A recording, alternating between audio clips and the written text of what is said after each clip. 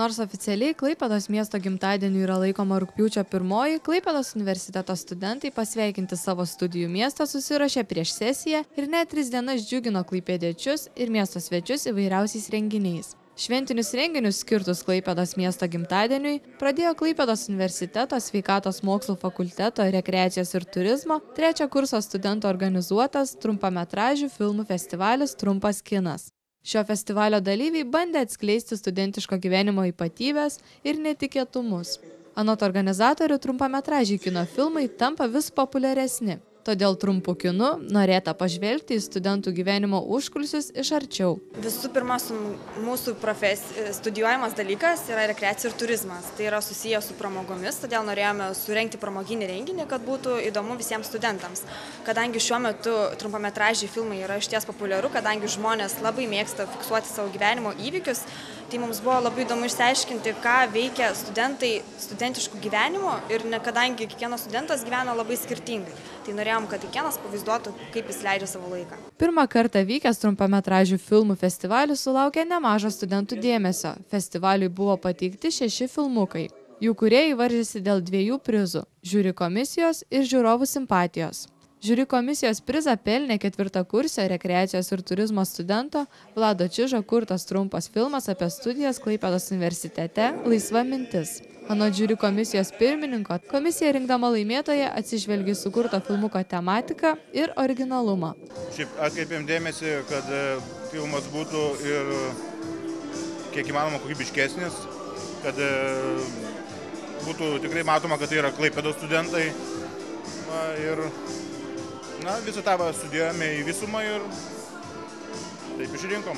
Festivalio Trumpas kinas nugalėtojas Vladas Čižas teigia, kad trumpo filmo idėja kilo netikėtai, o savo darbe jis sudėjo studentiško gyvenimo akimirkas sukauptas per 4 metus. Filmuko idėja kilo tai, kad nuo pat 1 kurso aktyviai dalyvauju veikloje studentų ir turėjau kaip ir archyvą sukaupęs tai, kas vyksta universitete ir paprasčiausiai sudėjau į vieną gražų filmuką ir štai, 1 vieta. Bene originaliausią filmuką sukūrė rekreacijos ir turizmo specialybės 4 kursis Tomas Norvaišas. Jis laimėjo simpatijos prizą. Naudodamas plastiliną, vaikinas studentišką gyvenimą perkelė į animacinį filmuką Studentas mieste. Simpatijos prizo laimėtojas teigia pasirinkęs plastiliną, nes šis jam primena vaikystę. Aš širdie dar vaikas, o man vaikystė labai miela ir plastilinas, multikai, filmukas. Žiuri komisijos pirmininkas Tadas Ramanauskas teigia, kad laimėję filmukai buvo labai skirtingi ir tikrai ne visiems dalyviams pavyko atspindėti tikrąjį Klaipėdos universiteto studento gyvenimą. O organizatoriai tikisi, kad ilgainiui renginys taps tradicija. Sulaukė nemenko susidomėjimo, kadangi studentų tarpe tai bus vienas pirmųjų tokio tipo renginių ir turime, kaip matote, nemažai lankytojų. Pasibaigus festivaliui Trumpas kinas, tą patį vakarą Klaipėdos miestą sveikino Klaipėdos universiteto menų fakulteto studentai ir dėstytojai. Jie pakvietė klaipėdiečius ir miesto svečius į koncertą, kurį pavadino Įkvėp pavasario. Koncerto metu atlikti įvairūs kūriniai, nuo pasaulinės klasikos iki lietuvių liaudies kūrybos. Anot koncerto organizatorės, režisierės, docentės daktarės Irenos Bierontaitės, buvo stengiamasi, kad kiekvienas atėjęs rastų kažką tinkamo sau. Stengiamės parodyti viską gražiausio, ką mes turim menų fakultete, ir kolektyvus, ir pavienius atlikėjus. Tai čia ir studentai, ir dėstytojai. Žodžiu, turėtų programa būti įvairi ir patikti visokiems skoniams. Kitą dieną uostamiestį sveikino jaunieji Klaipėdos universiteto aktoriai. Sveikinimą jie pradėjo spektakliu. Menų fakulteto mokomajame teatre vyko režisieriaus profesoriaus Valentino Masalskio dainos ir ritmo spektaklis Gaidos. Jame menų fakulteto aktoriai pateikė visiems puikiai žinomų dainų interpretacijas. Čia buvo daugiau toksai prancūzam užsakymas, kad jie norėjo išgirsti lietuviškas dainas ritmus ir čia bus toksai jų supratimų naujas pristatymas jums. Kaip jaunas žmogus šiandien gali dainuoti mūsų tas mylimiausias dainas, sakykime, ar ne? Antras dalykas, spektaklis niekada neturi būti apie ką. Spektaklis yra visų pirmiausia viešas pasirodymas. Tai neturi būti ypatingų minčių, gali nebūti. Gali būti paprasčiausiai, jeigu aš pasirodau viešai, tai jau ir yra spektaklis. Paprastai mes labai ieškom kažkokių paslėptų minčių dažnai, bet paprasčiausiai daina jau yra, jeigu nesudainuojama viešai, Tai yra viešas pasirodymas, iškirai ir spektaklis. Ir reikia sušviesti, dėti jam formą, ne kažkokią, tai sakykime. Ir jau yra spektaklis. Neieškokim, žinai, kažkokių ten apie ką, kodėl, vardan ko, nes kodėl yra menas, yra klausimas, kodėl.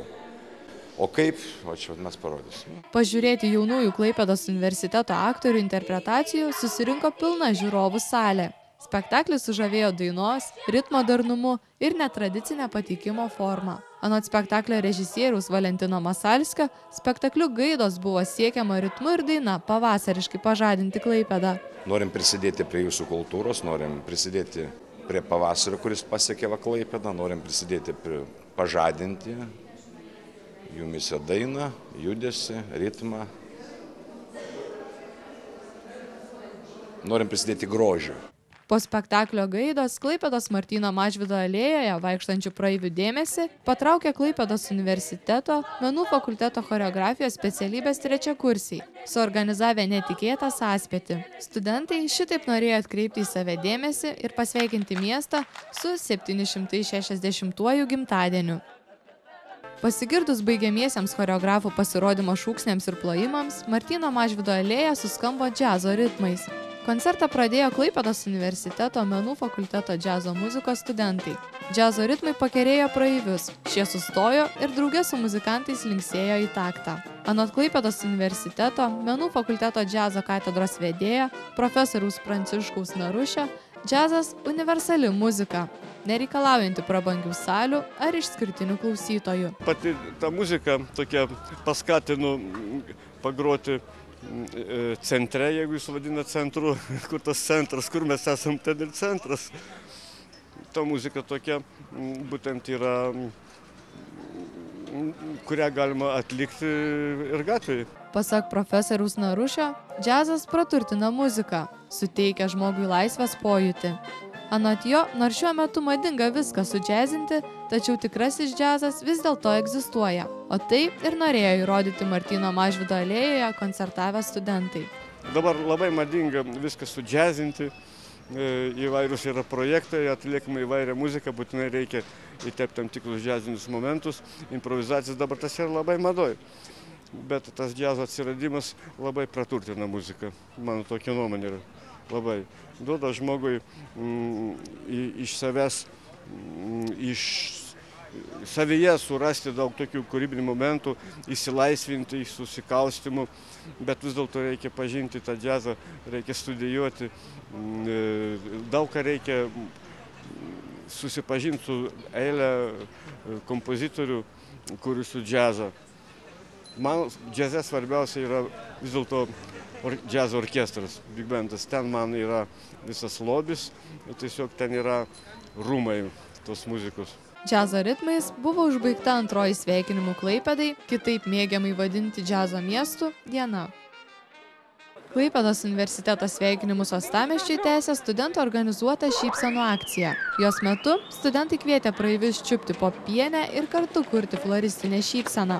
Anot vienos iš šios akcijos organizatorių, Klaipėdos universiteto sveikatos mokslų fakulteto lektorės Jurgitos Raišutienės, menų fakulteto ir rekreacijos ir turizmo studentų akcija buvo baigiamoji. Klaipėdos universiteto menų mokslo fakulteto dekano iniciatyva, dėstytojos Irenos Berontaitės dėka ir rekreacijos ir turizmo katedra su visais dėstytojais ir studentais sugalvojo pasveikinti Klaipėdos miestą, kuris šiemet švęs 760 metų gimtadienį.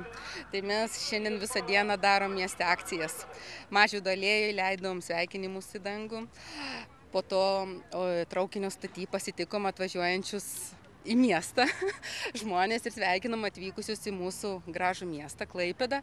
O dabar baigiamasis toks akcentas yra, kad dovanojam šypseną miestui. Kviečiam visus nepraeit pro šalį ir padovanoti šypseną, kurią paskui plukdinsime upe. Studentai šypseną akciją norėjo atnešti geros nuotaikos praeiviams ir simboliškai šyptelti Klaipėdos miestui. Taip pat studentai įvertino šios akcijos paprastumą ir sakė, kad pienės pasirinko ne tik taupymo sumetimais. Na, todėl, kad mes esam studentai ir nelabai daug turim pinigėlių ten puošniams gėlėms ir daug gražiau atrodo. Šypsenos akciją netikėtai nutraukė Menų fakulteto aktorius Aspėtis aktorių žinia. Nuo Menų fakulteto su didžiuliu triukšmu atžygiavę jaunieji aktoriai sulaukė didžiulio dėmesio ir nustebintų praeivių žvilgsnių. Programos metu aktoriai šūkavo, dainavo, vaidino ir kitaip kėlė triukšmą, pritrūkdami dar daugiau praeivių dėmesio. Baigę savo pasirodymą, aktoriai žygiavo ir užleido vietą šypsenos akcijos organizatoriams, kurie skambiu šūkiu "Laisva mintis ir jūros dvasia" išplukdė iš pienių sukurtą šypseną Danės upe. Pasibaigus studentų akcijoms, visi buvo pakviesti į tradicinį Klaipėdos universiteto studentų sąjungos renginį Duetų vakaras. Šiame renginyje studentai buvo skatinami prieš sesiją pasikrauti geros energijos ir smagiai praleisti laiką jaukiame būryje. Nors šiemet Duetų vakaras sulaukė mažesnio studentų susidomėjimo, bet tradicijas pavyko išlaikyti. Šiemet pasirinkta ir kiek kitokia vakaro erdvė – kultūros namai, menas ir kava. Kamerinė aplinka anot organizatorių yra jaukesnė ir tokioje erdvėje lengviau pajusti bendrumą. Norėjom pabandyti pažiūrėti, kaip atrodytų, jeigu duetai vyktų be aparatūros kažkokios, tiesiog būdingos. Ir manau visai pasiteisina, galbūt tai yra mažai, gal nėra tiek daug vietos čia, bet kas liestų tą pačią kamerinę aplinką, man atrodo, labai tinka tokiam renginiui. Dalyviai stebina savo išradingumu. Nuo lyriškų dainų, ekspromtų sektų pasakų iki nemažo pasiruošimo reikalaujančių šokių. Bene labiausiai žiūrovų sužavėjo netradicinį šokį atlikęs socialinių mokslų fakulteto vaikinų duetas Kvadratu. Vaikinai šiam pasirodymui ruošėsi rimtai. Parepetuoti teko. Mes ne vieną ir ne du kartus susitikome. Repetavom kokias, 10 valandų gal. Aišku, ten spragų buvo, bet bent jau linksma buvo. Nemaža duetų vakaro dalis buvo improvizuoti pasirodymai. Tačiau kita pasirodymų dalis buvo apgalvoti, gana skrupulingai, atsižvelgiant į turimus talentus, pasirinkti kūriniai. Mes su sesija visada norėjom dalyvauti tokiam renginį, tai aš priverčiau ją iš tikrųjų, nes čia mano buvo iniciatyva. O kūrinį pasirinkom, tai aš ilgai negalvojau, nes jis mums gerai sekasi ir jis toks labai artimas mums, tai dėl to ir jį pasirinkom. Mūsų taip sugalvojo atstovybę pašokti, mes jau dažnai šokome ir per mediumą. Tada buvom apsirengę kaip mergaitės, šį kartą kaip balerinos. Nežinau, mes taip sugalvojom ir nusprendėm padaryti ką nors tokio netradicinio. Klaipėdos universiteto studentų sąjungos duetų vakaras užbaigė didžiulį 3 dienas trukusi Klaipėdos universiteto sveikinimą Klaipėdos miestui 760-ojo gimtadienio proga. 3 dienas įvairiausiais ir netikėčiausiais būdais stebinę klaipėdiečius, Klaipėdos universiteto studentai džiaugiasi esantis Klaipėdos miesto dalimi ir 760 metų jubiliejaus proga savo studijų miestui linkėjo gražių dalykų. Sveikinu Klaipėdą su 760-ojo gimtadieniu ir linkiu daug aktyvaus jaunimo, kad tokių akcijų kaip šiandien būtų kuo daugiau ir kad jaunimas linksmintų žmonės savo darbais. Visų pirma, linkėčiau saulės.